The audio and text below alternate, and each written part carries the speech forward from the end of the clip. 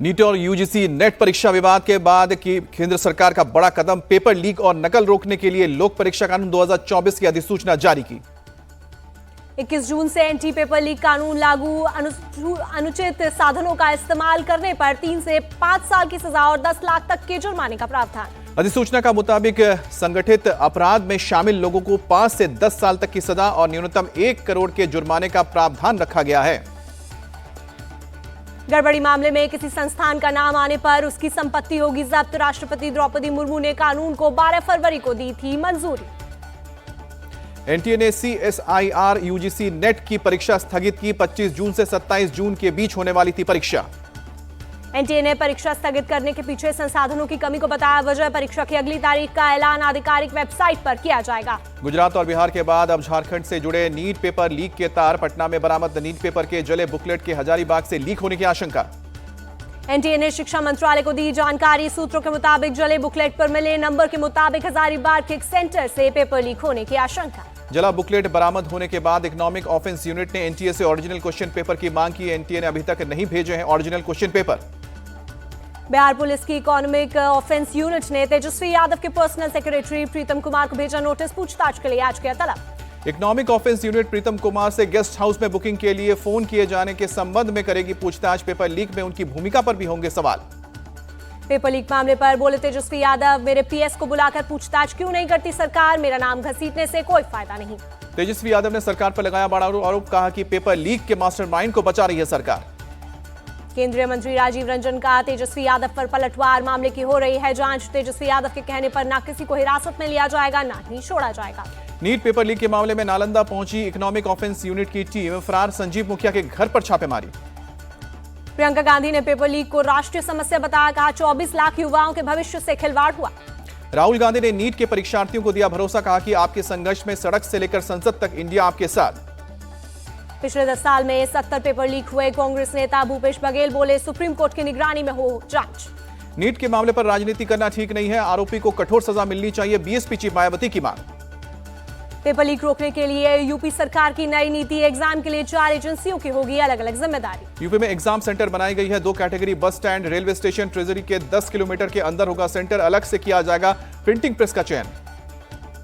देश में 108 सरकारी और 47 प्राइवेट यूनिवर्सिटी पर यूजीसी का एक्शन। लोकपाल नियुक्त न करने के चलते डिफॉल्ट घोषित। राजस्थान के जोधपुर में विवादित जमीन पर अवैध निर्माण को लेकर 2 समुदाय आए आमने सामने। दोनों पक्षों में कई घंटों तक चले ईंट और पत्थर। एक पक्ष ने दूसरे पक्ष के घरों पर किया पथराव। दुकानों में भी आग लगाई। हालात काबू करने पहुंची पुलिस टीम पर पेट्रोल बम से हमला किया। पुलिस बल ने हालात को किया कंट्रोल। जिस जमीन पर अवैध निर्माण हो रहा था उसे लेकर 15 साल पहले हिंदू पक्ष और मुस्लिम पक्ष में निर्माण ना करने को लेकर हुआ था समझौता तोड़कर निर्माण शुरू करने पर बवाल। दिल्ली की जल मंत्री आतिशी के अनिश्चितकालीन अनशन का आज दूसरा दिन। इंडिया गठबंधन के नेताओं से साथ आने की अपील की।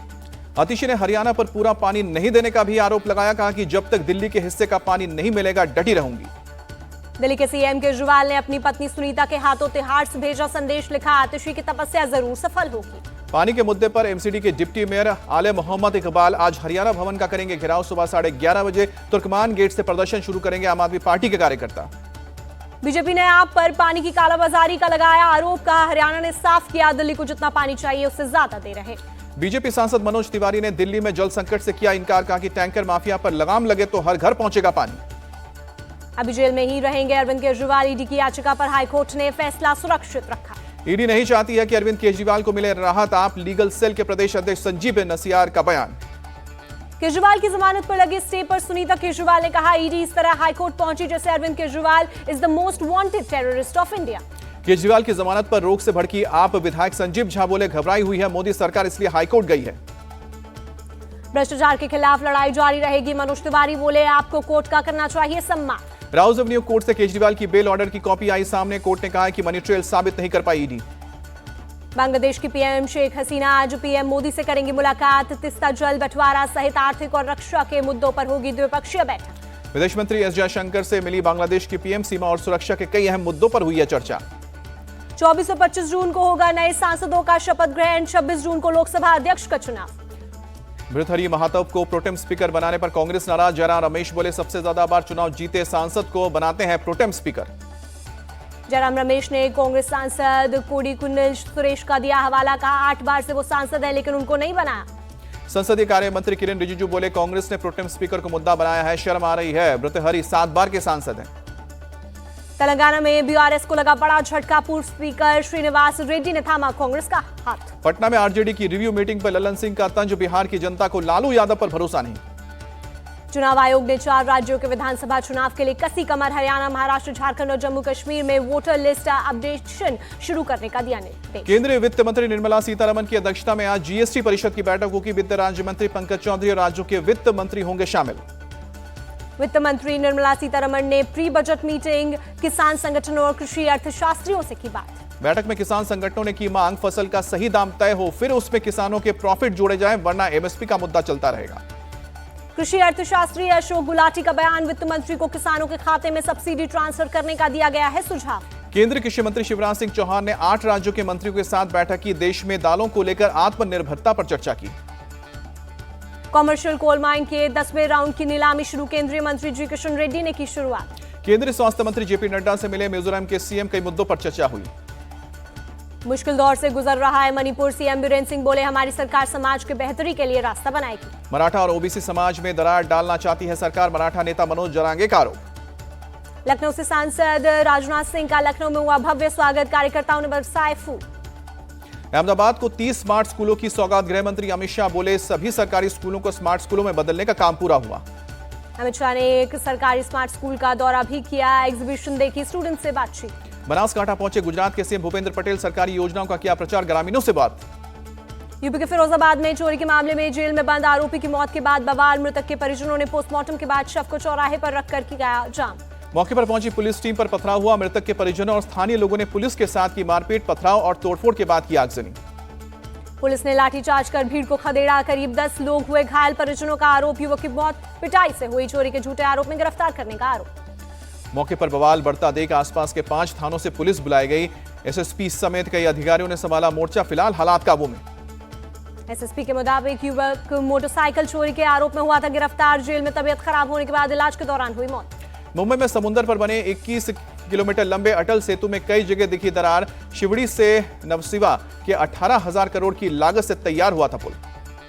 महाराष्ट्र कांग्रेस प्रमुख नाना पटोले ने किया अटल सेतु का दौरा, राज्य और केंद्र की बीजेपी सरकार पर लगाया भ्रष्टाचार का आरोप। नाना पटोले की पुल की स्थिति पर जताई चिंता, बॉम्बे हाईकोर्ट से मामले में तुरंत संज्ञान लेने और जांच करवाने की मांग की। एमएमआरडीए ने नाना पटोले के आरोपों को बताया बेबुनियाद, कहा अटल सेतु में किसी तरह की दरार नहीं है, बल्कि अप्रोच रोड में मामूली दरार है। डिप्टी सीएम देवेंद्र फडणवीस ने भी नाना पटोले के आरोपों से किया इनकार, कहा कि कांग्रेस पार्टी ने झूठ के सहारे दरार का एक लंबा प्लान बना लिया। 2 साल में मुंबई की सड़कें होंगी गड्ढा मुक्त, महाराष्ट्र के सीएम एकनाथ शिंदे का बयान।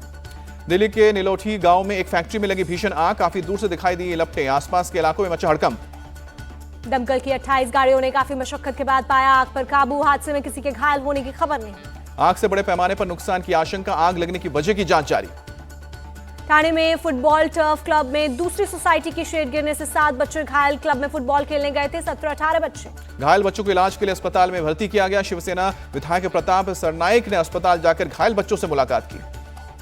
घायल बच्चों में 4 बच्चों की हालत ठीक, प्रताप सरनाइक ने मुख्यमंत्री से पूरी घटना के बारे में की चर्चा, डॉक्टरों को बेहतर इलाज का दिया निर्देश। ऋषिकेश के रानी पोखरी हाईवे पर पेड़ गिरने से यातायात कुछ देर के लिए बाधित, एसडीआरएफ ने पेड़ को सड़क से हटाया। दिल्ली के उपराज्यपाल विनय कुमार सक्सेना ने सद्भावना पार्क का किया दौरा, दिल्ली चलो पार्क भी पहुंचे उपराज्यपाल। एनएसजी के साथ दिल्ली पुलिस के जवानों ने की मॉक ड्रिल, बीती रात पुलिस हेडक्वार्टर में एक्शन में नजर आए जवान।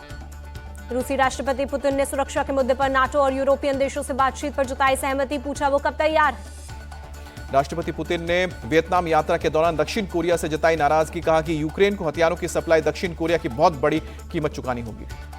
रूस और उत्तर कोरिया के बीच नए रक्षा समझौते से खफा दक्षिण कोरिया, रूसी राजदूत को तलब कर उत्तर कोरिया से सैन्य सहयोग रोकने को कहा। रूसी राजदूत ने दक्षिण कोरिया की अपील को मानने से इनकार किया, कहा कि रूस को धमकी देने या ब्लैकमेल करने वाली कोई भी कोशिश मंजूर नहीं। गाजा के राफे में रिफ्यूजी कैंप पर इजरायली सेना का बड़ा हमला, कम से कम 25 फिलिस्तीनियों की मौत। गाजा के हेल्थ मिनिस्ट्री के मुताबिक हमले में 50 से ज्यादा लोग घायल हुए। इजरायली सेना ने हमले की जांच की बात कही। उत्तर पश्चिम पाकिस्तान में स्वात जिले के मदियान शहर में एक शख्स की ईश निंदा के आरोप में हत्या, पुलिस ने सैकड़ों अज्ञात लोगों के खिलाफ एफआईआर दर्ज की। दक्षिण चीन में भारी बाढ़ और लैंडस्लाइड का कहर, अब तक 47 से ज्यादा लोगों की जान गई। चक्रवाती बारिश की मार झेल रहे अल साल्वाडोर में अब तक 19 लोगों की मौत। शुक्रवार को एक मकान के गिरने से 2 बच्चियों सहित 6 लोगों की मौत। भारतीय विदेशी मुद्रा भंडार में 2 हफ्ते की रिकॉर्ड बढ़त के बाद आई कमी। 2 अरब 92 करोड़ डॉलर की गिरावट दर्ज की गई। भारतीय विदेशी मुद्रा भंडार में 652 अरब 89 करोड़ डॉलर पर पहुंचा। आरबीआई ने जारी की 14 जून को खत्म हुए हफ्ते की रिपोर्ट। गोवा में पेट्रोल और डीजल पर वैट में की गई है बढ़ोतरी। आज से पेट्रोल 1 रुपए और डीजल 36 पैसे महंगा। T20 विश्व कप के सुपर 8 में आज भारत और बांग्लादेश का मुकाबला। एंटीगुआ के सर विवियन रिचर्ड स्टेडियम में रात 8 बजे से होगी टक्कर। बांग्लादेश को हराकर सेमीफाइनल की दावेदारी मजबूत कर सकता है भारत ने अपने पहले मैच में अफगानिस्तान को हराया है। बांग्लादेश को पहले मैच में मिली है हार। बांग्लादेश के खिलाफ प्लेइंग 11 से बाहर हो सकते हैं शिवम दुबे, संजू सैमसन या यशस्वी जायसवाल को मिल सकता है मौका। बांग्लादेश के खिलाफ मैच से पहले भारत की टीम ने मैदान पर जमकर पसीना बहाया। भारत के खिलाड़ियों ने मैदान पर जमकर बल्लेबाजी की। विश्व कप के सुपर 8 के मुकाबले में साउथ अफ्रीका की लगातार दूसरी जीत। सेमीफाइनल के नजदीक पहुंचा साउथ अफ्रीका इंग्लैंड को 7 रनों से हराया। साउथ अफ्रीका की टीम ने पहले खेलते हुए 164 रन का दिया था लक्ष्य। अफ्रीका को मैच के आखिरी ओवर में मिली जीत। ऋषभ पंत के नाम विकेट कीपिंग में जुड़ा है खास रिकॉर्ड। T20 वर्ल्ड कप के एक सीजन में सबसे ज्यादा शिकार करने वाले विकेट कीपर बने। पूर्व खिलाड़ी संजय मांजरेकर ने की जसप्रीत बुमराह की तारीफ। बोले कि भारत भाग्यशाली, इंटरनेशनल क्रिकेट में बुमराह के आसपास भी नहीं है कोई गेंदबाज। साल 2024 के अंत में साउथ अफ्रीका का दौरा करेगी टीम इंडिया। 8 से 15 नवंबर के बीच खेले जाएंगे 4 T20 मुकाबले।